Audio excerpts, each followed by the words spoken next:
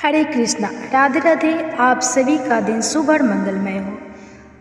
भगवान श्री कृष्ण की कृपा आप सभी भक्तजनों पर सदा बनी रहे। आज सुनिए कार्तिक मास महात्म का अध्याय 21। आज का अध्याय शुभारंभ करने से पहले आपको सुनाते हैं 2 कार्तिक स्नान की कहानी। पहली कहानी है इल्ली और घून, जिसे कि कार्तिक महीने में जरूर सुननी चाहिए। बोलिए लक्ष्मी नारायण भगवान की जय।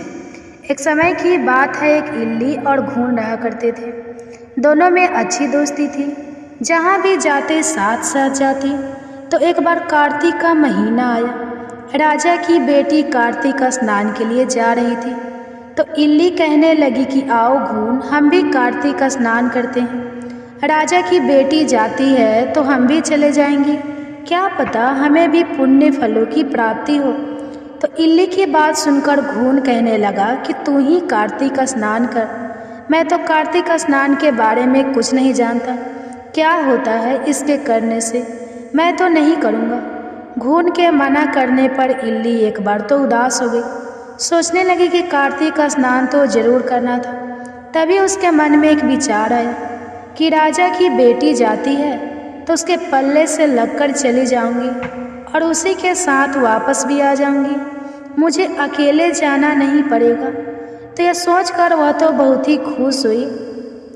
और दूसरे ही दिन से राजा की लड़की सब जब स्नान करने के लिए जाती तो उसकी चुन्नी के पल्ले के लगाकर वह इल्ली भी चली जाती। जब राजा की बेटी गंगा जी पहुंच जाती तो इल्ली उतरकर धीरे से गंगा स्नान करती और वापस आकर चुन्नी के पल्ले से लग जाती। इस तरह इल्ली ने राजा की बेटी के साथ पूरे महीने कार्तिक का स्नान किया। घून से वह रोजाना कहती थी, पर घून ने तो एक दिन भी जाकर कार्तिक का स्नान नहीं किया। समय बीतता गया। आयु पूरी होने पर दोनों मृत्यु को प्राप्त हो गए। इल्ली अपने दूसरे जन्म में कार्तिक स्नान के पुण्य प्रताप से राजा के घर में उसने जन्म लिया और घून राजा के घर का गधा बन गया। अब राजा की बेटी खूब लाड़ प्यार के साथ पलने और बढ़ने लगी। समय के साथ वह बड़ी हुई तो राजा ने अपनी बेटी का विवाह किया। खूब सारा दान दहेज देकर अपनी बेटी को विदा किया।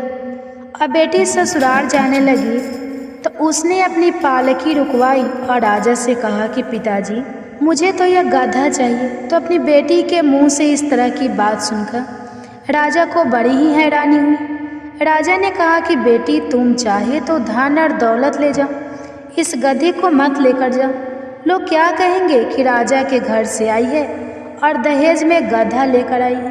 राजा की बेटी तो अपनी जीद पर अड़ी रही। उसने कहा कि पिताजी, मुझे और कोई दान दहेज नहीं चाहिए, मुझे तो बस यह गधा दे दो, सब कुछ मिल जाएगा। राजा को आखिर अपनी बेटी के आगे झुकना ही पड़ा और उस गधे को रथ के बंधवा दिया। अब गधा तो रथ के साथ साथ तेज तेज दौड़ने लगा और इस तरह राजा की बेटी अपने ससुराल पहुंच गई। वहां पर खूब लोग इकट्ठा हुए थे, देखने आए थे कि राजा के बेटे को बहू कैसी है। पर जब लोगों ने रथ के गधा बंधा हुआ देखा तो सभी लोगों को बड़ा ही आश्चर्य हुआ और वे सब कहने लगे कि देखो, राजा के घर से आई है और गधे को लेकर आई है। पर वह कुछ नहीं बोली। राजा और उसके बेटे को भी बड़ी हैरानी हो रही थी कि बहू गधे को लेकर क्यों आई है। फिर रथ से खोलकर गधे को महल के नीचे बंधवा दिया। अब रोजाना राजा की पुत्र वधू घर का काम जल्दी जल्दी निपटाकर और नीचे उतर आती और उस गधे से बातें करने लगती। जब लड़की नीचे आती तो गधा कहता कि मुझे पानी पिला दे।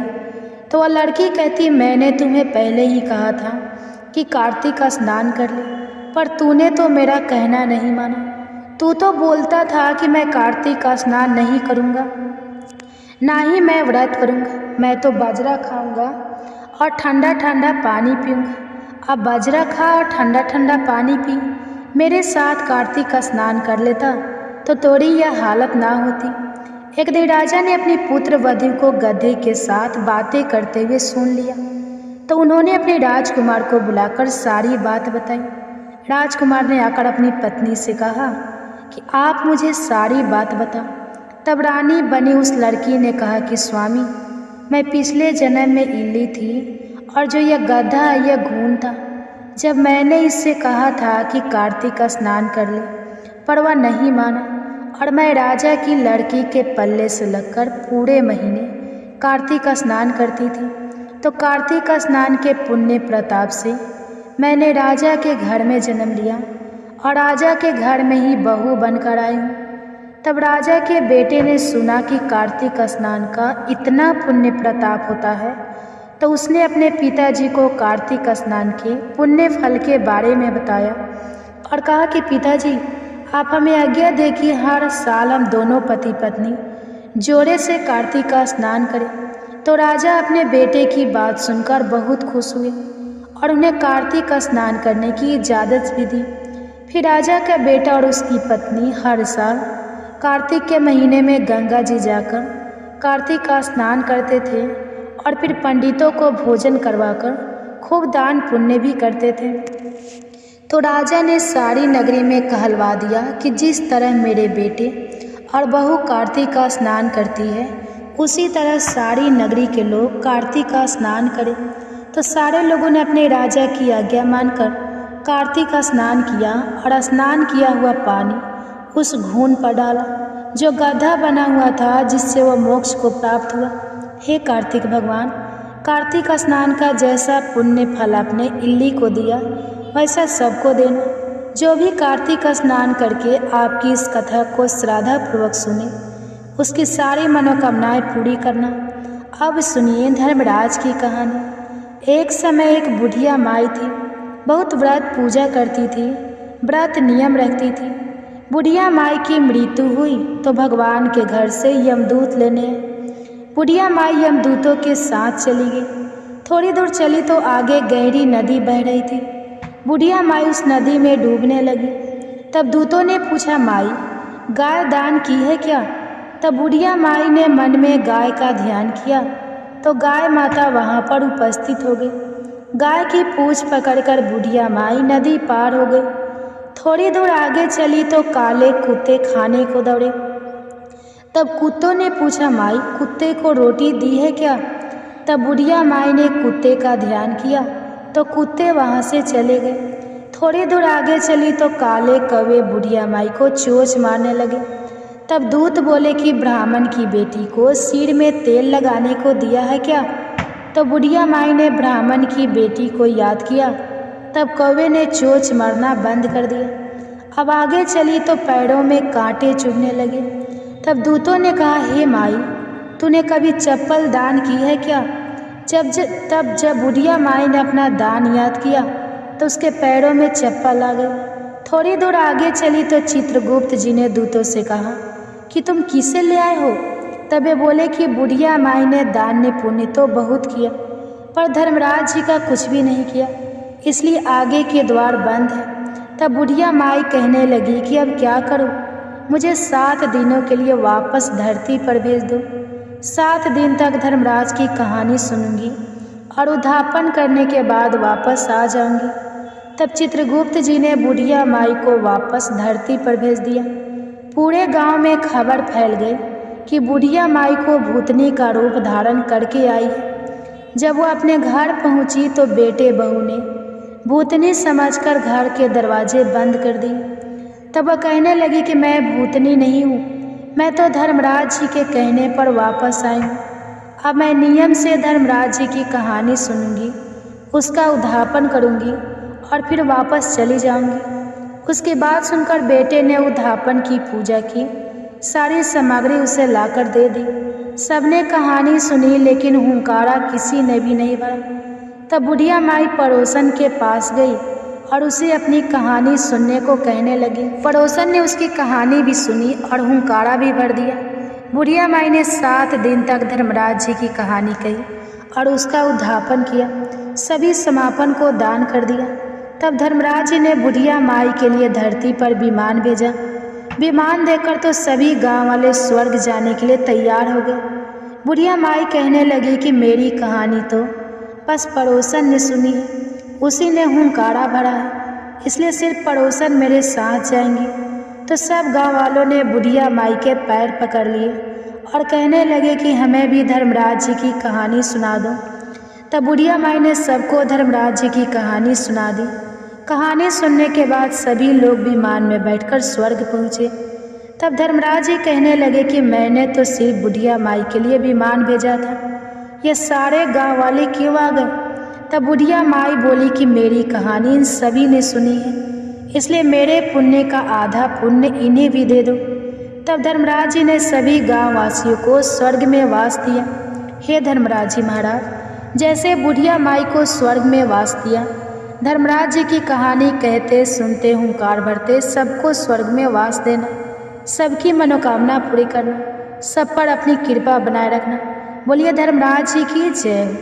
अब सुनिए आज का कार्तिक मास महात्म्य। इससे पहले के अध्याय में आपने जाना था कि किस प्रकार गर्ग मुनि ने पिशाच योनि में पड़े हुए राक्षसों को तुलसी जी के जल से स्पर्श कराकर उन्हें प्रेत योनि से मुक्ति दिला दी थी।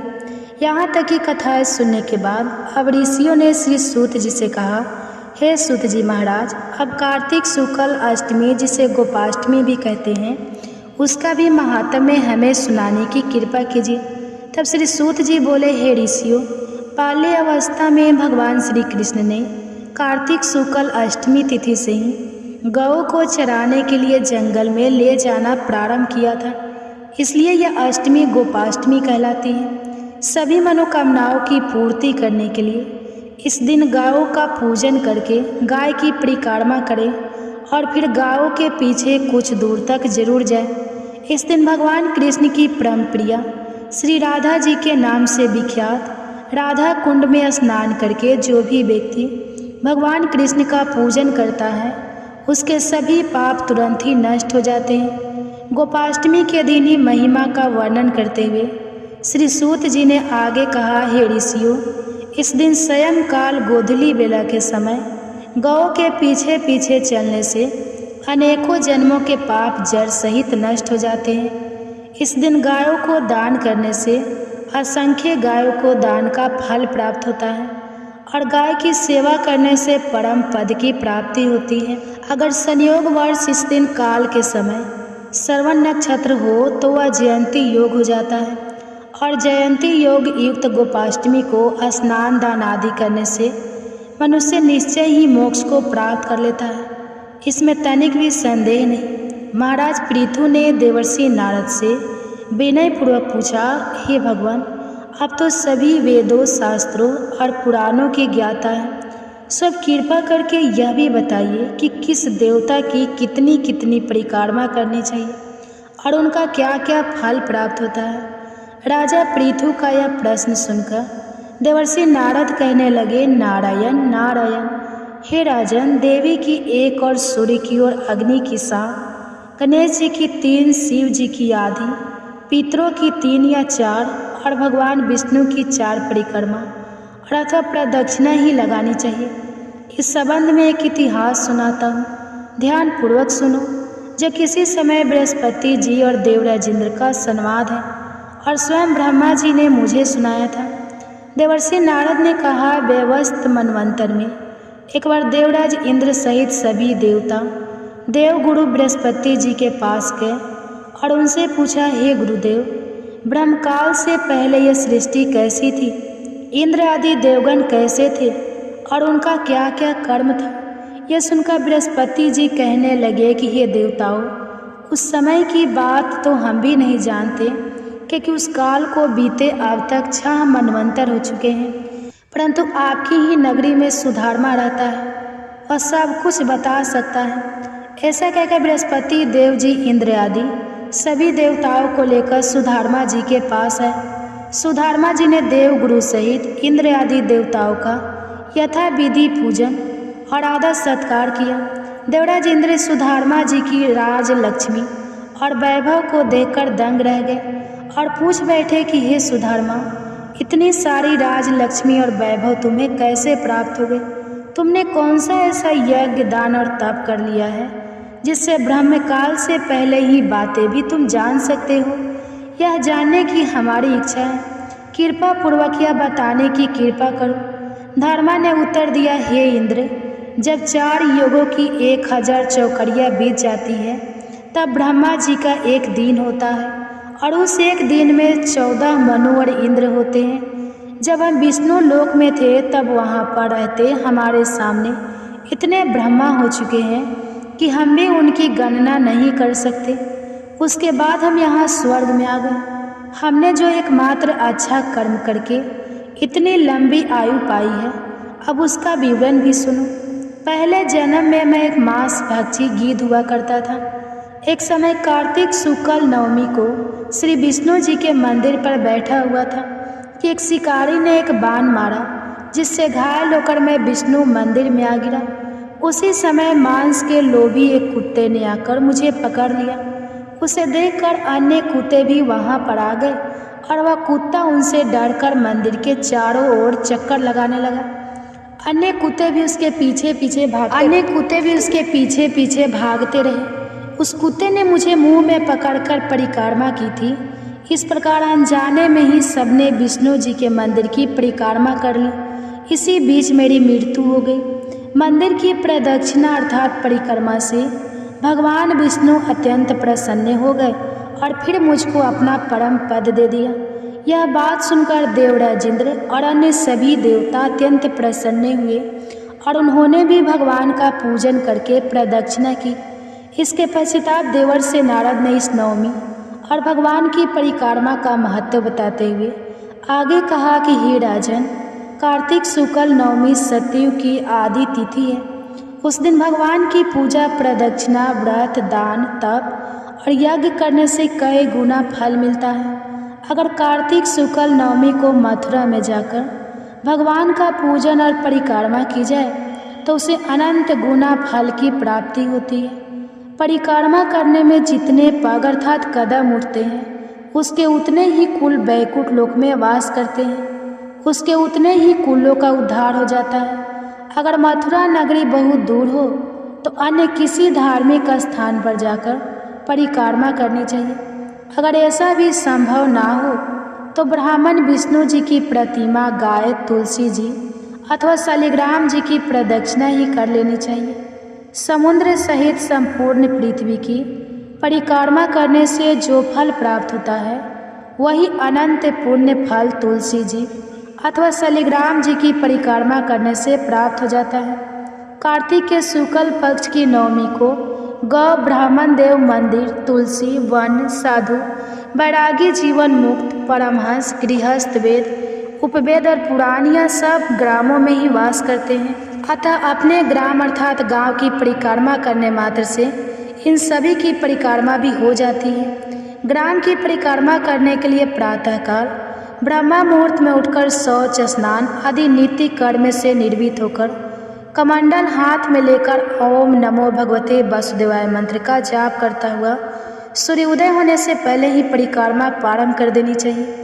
ब्राह्मण देव स्थान अर्थात मंदिर, तुलसी जी और शालिग्राम जी की मूर्ति की परिक्रमा सूर्योदय के बाद भी की जा सकती है। हरे कृष्णा।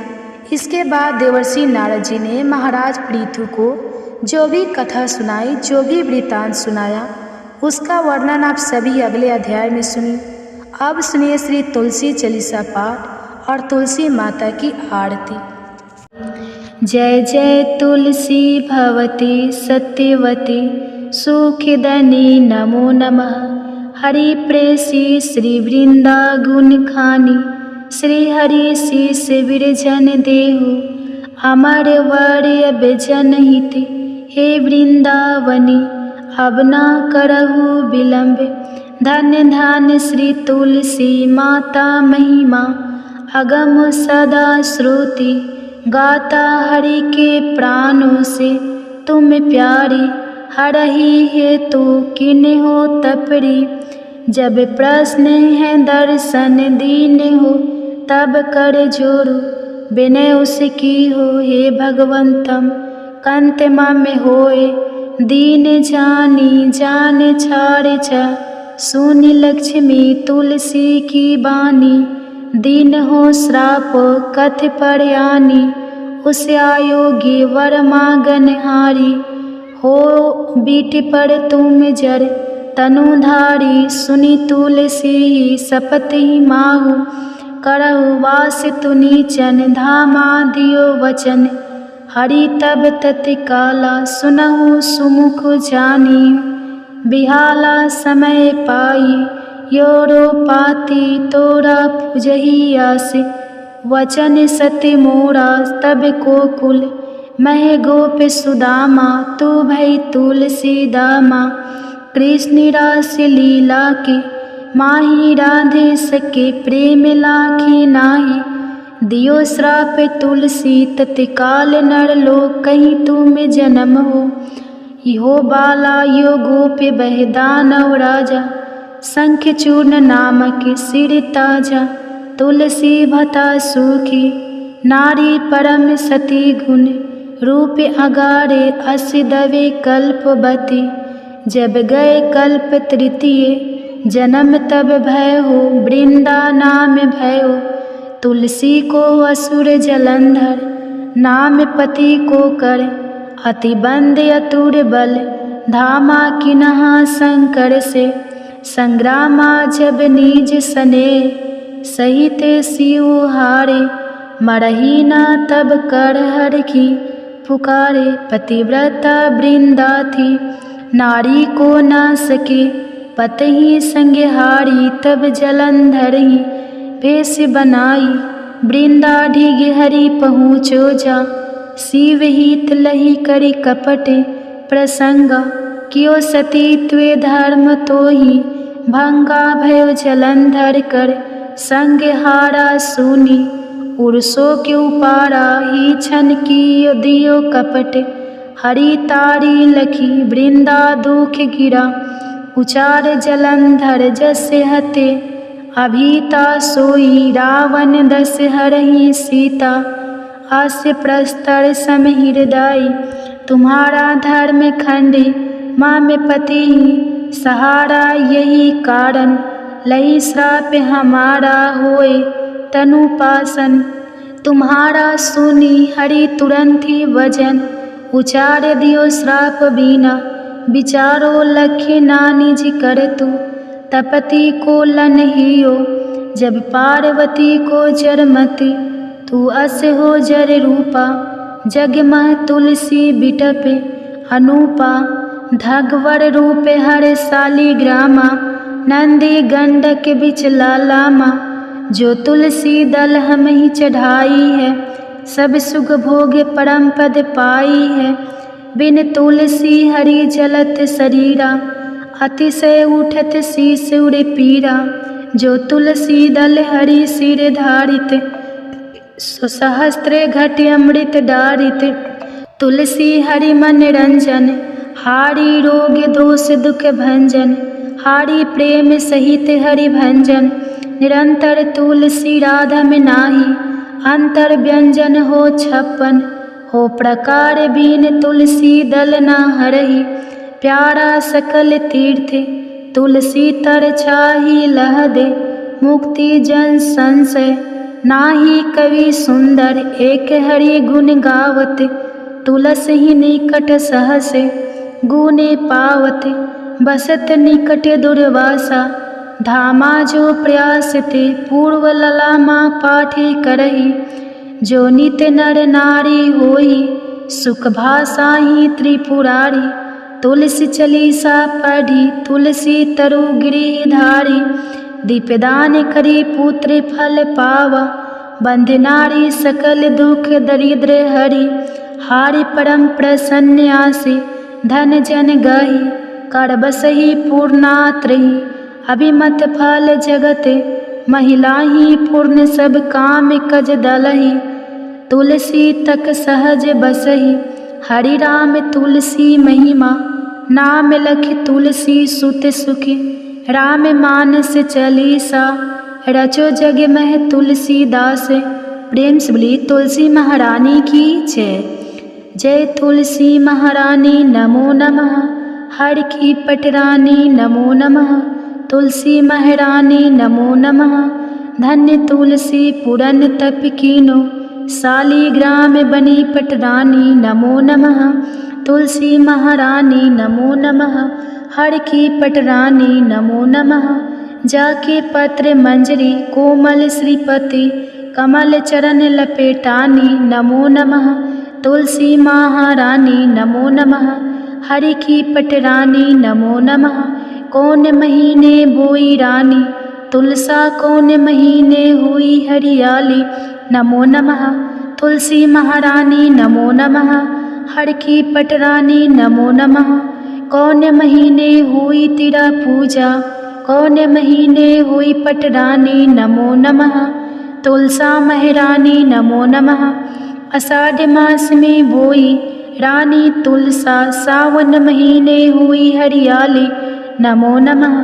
तुलसी महारानी नमो नमः। हरि की पटरानी नमो नमः। कार्तिक मास में हुई तेरी पूजा मंगशीर मास हुई पटरानी नमो नमः। तुलसी महारानी नमो नमः। हर की पटरानी नमो नमः। धूप दीप नैवेद्य आरती पुष्पन की वर्षा बरसानी नमो नमः। तुलसी महारानी नमो नमः। हरि की पटरानी नमो नमः। 56 भोग 36 व्यंजन बिन तुलसी हरि एक न मानी नमो नमः। तुलसी महारानी नमो नमः। हरि की पटरानी नमो नमः। जो तुलसी को सवेरे गाए श्री कृष्ण के दर्शन पाए नमो नमः। तुलसी महारानी नमो नमः। हर की पटरानी नमो नमः। जो तुलसी को दोपहर गाए खीर खांड का भोग लगाए नमो नमः। तुलसी महारानी नमो नमः। हरि की पटरानी नमो नमः। जो तुलसी को सांझ को गाए श्री कृष्ण की आरती उतारे नमो नमः। तुलसी महारानी नमो नमः। हरि की पटरानी नमो नमः। जो तुलसी को रात को गाए श्री कृष्ण के चरण दबाए नमो नमः। तुलसी महारानी नमो नमः। हरि की पटरानी नमो नमः। सब सखी मैया तेरा यश गावे भक्ति दान दीज महारानी नमो नमः। तुलसी महारानी नमो नमः। हरि की पटरानी नमो नमः। तुलसी महारानी नमो नमः। हरि की पटरानी नमो नमः। तो उम्मीद है आज की यह वीडियो आपको पसंद आई होगी। अगर वीडियो पसंद आता है तो प्लीज़ वीडियो को लाइक कीजिए, चैनल को सब्सक्राइब कर दीजिए और साथ ही हो सके तो और भी फैमिली फ्रेंड के साथ शेयर कीजिए। आप सभी का कथा सुनने के लिए तहे दिल से धन्यवाद।